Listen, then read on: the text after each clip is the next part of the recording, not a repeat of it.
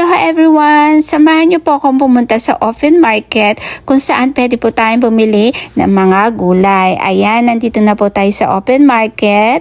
Meron po dito nagbebenta ng kamote, cooking banana. Meron din po ditong kamatis at mga gulay. Ayan, kung makikita nyo naman.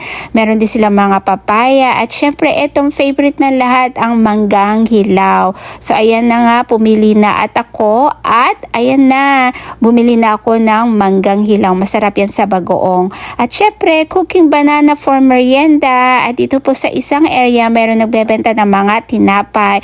Ayan, iba't ibang klase pong tinapay yan na pwede nyo matikman. Kaya dito, every Wednesday po, nagbebenta po sila dito, malapit sa trabaho ko.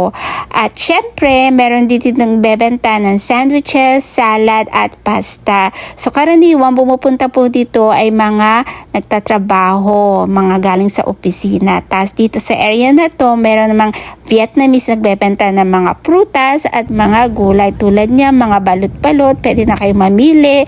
Thank you so much for watching po sa lahat. Aloha, aloha, aloha. Have a great day po.